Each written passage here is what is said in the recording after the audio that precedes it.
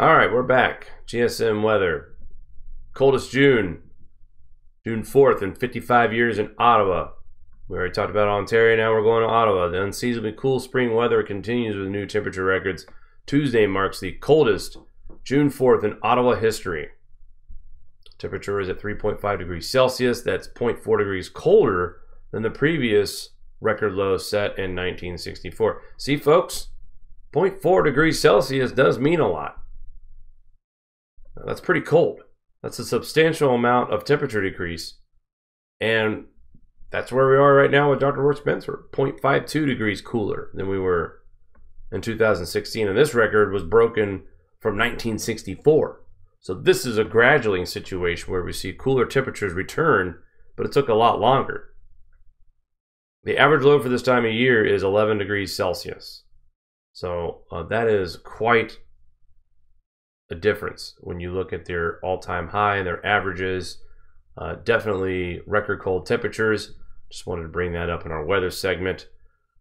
Climate alarmists have been virtually wrong about everything. Yes. More information on Mr. Alford. 1975 Newsweek article entitled "The Cooling World," which claimed Earth's temperatures have been plunging for decades due to humanity's activities, opens as follows. And I'll let you guys, it's the same crap. We were causing cooling, now we're causing warming. Except this time the difference is that there's people who are available to reach you in a more efficient manner and educate you about what the crap is going on right now. Holden predicted that 1 billion people would die in a carbon dioxide induced famines as part of the new ice age by the year 2020. Odd enough that this individual here picked 2020. 1 billion people would die in a carbon dioxide induced famines. Now, so carbon dioxide is high right now. So that prediction is correct. 2020 is going to be the peak of our minimum. And when I mean peak, I mean the lowest activity from our sun at that time. So that's correct as far as cooler temperatures on the way. So just interesting to see someone who would probably agree with the majority of you that believe that we are right now beginning the grand solar minimum, if not a super grand solar minimum, which I have some exciting news to report on that, by the way. We are speaking with Valentina Zartkova herself in the near future, middle of June, somewhere between the 15th and the 20th of June is when we'll have some time to discuss her paper that is being peer-reviewed right now and is in the final stages. So we will finally be able to actually talk to Valentina and ask her questions so many people are speculating on, and we'll be able to get the actual clear explanation of what her report and her presentation was trying to decipher. But that's going to be here in just a couple of weeks. Very excited to have Dr. Zartkova once again a guest on our program, as Mari and her do keep in contact on a regular basis discussing various climate matters, and there is a lot to discuss. So we are excited about that. But, you know, climate alarmists have been wrong about everything. Now, this was back in 2017. Okay? And it couldn't be any truer as we talk about it in today's society in 2019. Nothing is happening that was being reported or predicted by these global warming climate alarmists. And right now, Al Gore just stole almost $500,000 to teach people about global warming, and the place that he's going to give the presentation is experiencing a rare snowstorm. Yeah. Money well spent there, Australia. And I'm not trying to insult the people of Australia. I'm insulting the government officials who thought this was a great investment of $320,000. All right, so let's go to tropical moisture will bring heavy rain, flooding to the southern plains and Mississippi Valley. Okay, so the pink is the heavy rain. Now, if you look back, we don't want to see this. She's watching. That's great, Matthew. But it's actually not letting me pause the video. How awesome. Let's go ahead and play it through because I want to show you this map real quick too, guys. So here we go. We'll just watch this instead. More heavy downpours on the way in the southern plains and lower Mississippi Valley this week as tropical moisture streams northward from the Gulf of Mexico. An area of low pressure will move across the southern tier of the United States and pull in deep moisture from a tropical disturbance in the western Gulf. That's Invest 91, which, by the way, folks, we saw some pretty frightening looking models. Thankfully, a lot of that's not going to happen. But here's what's really troubling, and everybody's kind of like, oh, don't worry, it's not going to be that. But no. The areas that is in the darker green, Oklahoma City, you guys are already flooded. Parts of Missouri, parts of Arkansas, you're already flooded. And we talked about what happens when we deal with areas of saturated soil. It only takes about a ½ inch of rain in the areas that I'm talking about, Missouri, Arkansas, Oklahoma. You're only needing about a ½ inch of rain. You're forecasted to get around 3 inches or more. Parts along the southern coast, Texas and Louisiana are expected anywhere from 3 to 5, some localized of 5 to 8 inches of rain. Many locations of the central and southern plains and the Mississippi, Ohio valleys could see 1 to 3 inches of rain through late this week. Locally, up to 5 inches of rain is possible in areas where clusters of thunderstorms stall for several hours at a time. The National Weather Service has issued a flash flood watch for parts of the upper Texas and southwestern Louisiana coast, including Houston and Lake Charles, Louisiana, into Thursday. Additional flood watches could be issued for other areas where heavy rain is expected in the next couple of days. The system will also bring the threat of tornadoes and waterspouts along the Texas and Louisiana coast on Wednesday, just like a tropical system. These tornadoes or waterspouts should be short-lived, and they give a great general outlook of what's going to be happening weather-wise. This was probably the smallest detailed weather report that I've seen from weather.com in quite some time. But we were talking about where we thought this heaviest amount of rain was going to hit. And guys, it's not really that good. If you look at most areas along the Mississippi here and the Arkansas River, you're about to get hit with more rain. 1 to 3, 3 to 5 inches of rain. Areas that don't need any more rain. And somebody... Look, I respect weather.com for using the IBM weather company to do their forecast. And by the way, they're pretty much the only weather channel out there that's been halfway accurate when it comes to cool temperatures being forecasted. AccuWeather and NOAA was going to tell you for months that we were looking at temperatures that were going to be above average. And that didn't happen at all, not even close. So... but the one complaint I had today, I was watching the Weather Channel, and they were talking about how they have this engineer who is planning to move the Mississippi by creating channels that will dump river water into areas that rely on a balance of salt and fresh water. Basically, their fishing industry would disappear if they move the Mississippi River. The areas that they're talking about doing this, and I'll have to get a little bit more in depth. But man, you know, let's just focus on getting these people to safety. Let's help these people get their lives back. I think the idea of moving the Mississippi to help with flooding is one thing, but if it means destroying another economy after already what's been destroyed down there, I think we should pump the brakes on this and kind of, you know, take it easy and let's really think this through before we get some kind of radical plan that does more harm than good. Maybe it does protect against flooding, but what is it going to do to the fishing area down there for the crab? It doesn't. It's bad either way you look at it, guys, and that's the unfortunate part of what we're going through right now. This is part of the challenges of living through these grand solar minimums. And I'm telling you, I don't remember the weather reporting being this intense in 2008, 2009, 2010. So I do think we're already seeing a weaker solar cycle than many thought to begin with. And it's showing as far as cosmic rays increasing, the moisture increasing all over the world. Take a look at our GFS report.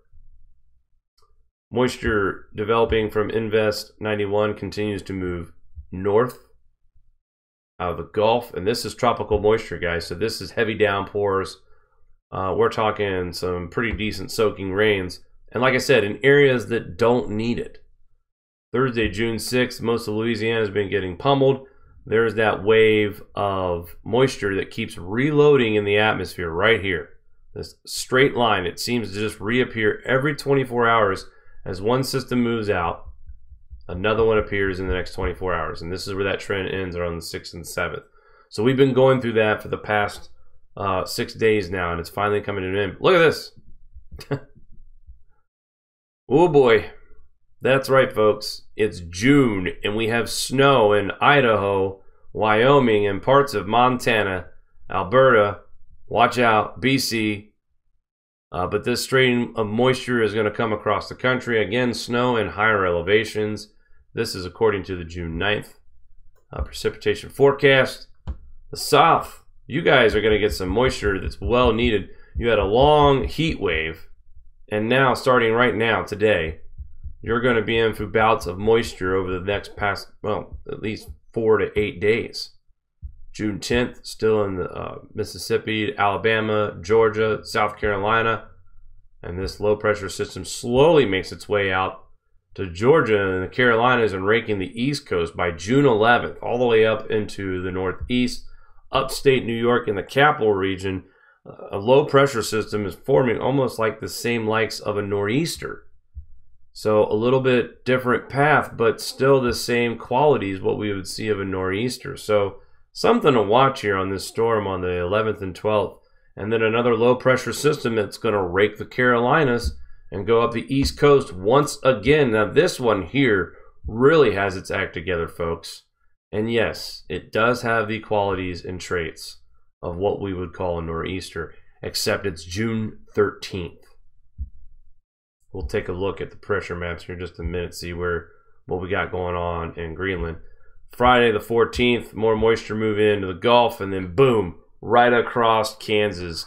Norton, you're about 4 counties east of Colorado, very heavy rain. That's an area that hasn't been hit just as bad as the rest of Kansas. Nebraska near Kearney, again, more heavy rain across the area. This moves through Kansas City, Topeka, Wichita, on into Missouri and into Illinois by Sunday, June 16th.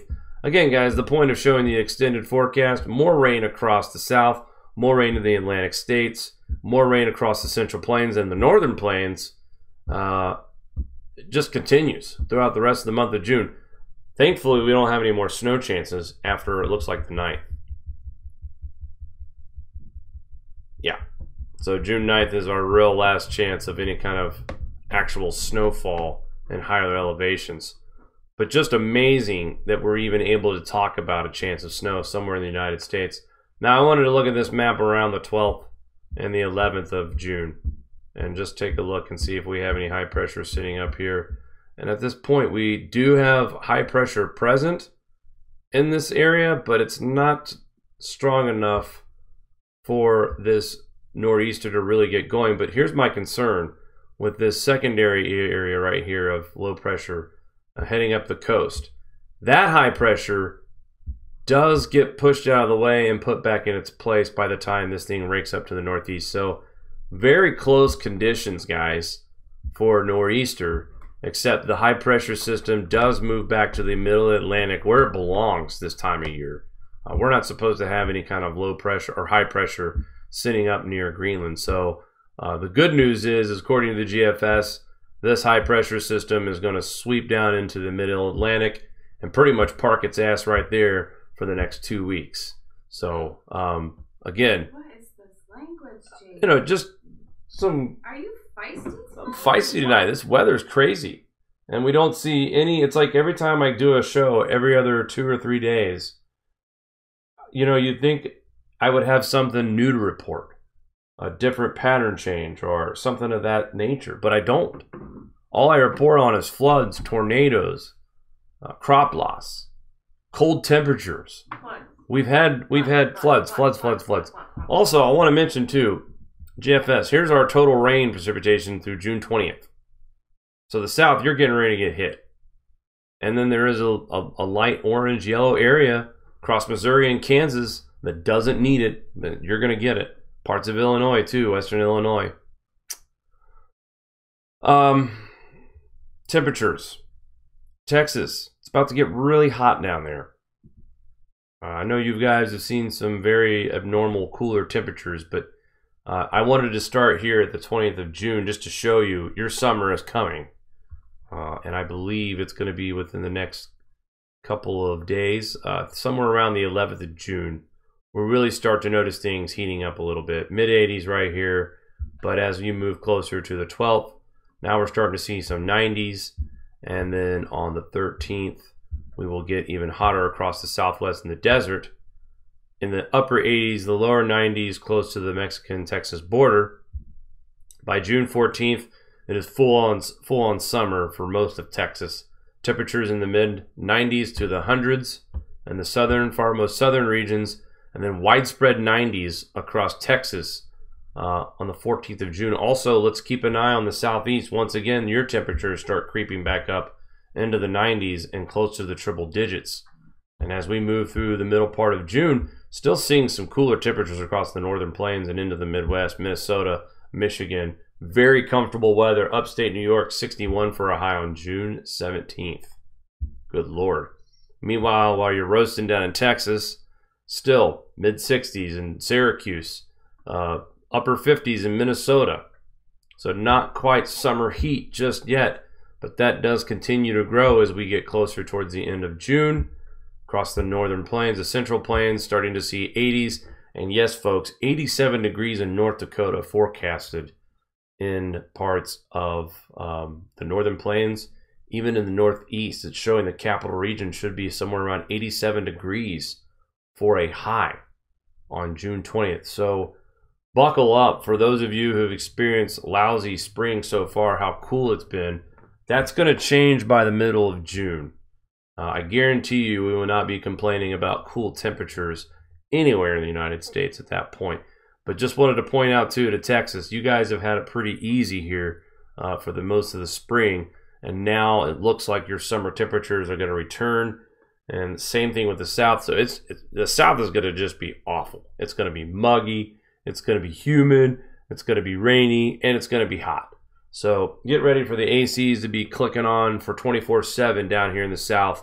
Georgia, Alabama, Mississippi, Louisiana, Texas, South Carolina, North Carolina, parts of Florida, and even parts of the Northeast could experience near 90-degree temperatures before July 1st. So what a roller coaster ride, folks. We've had winter just last all the way pretty much until early May. And now we're starting to see signs of just from winter. Some areas got a little bit of a spring. Now we're jumping right straight into summer.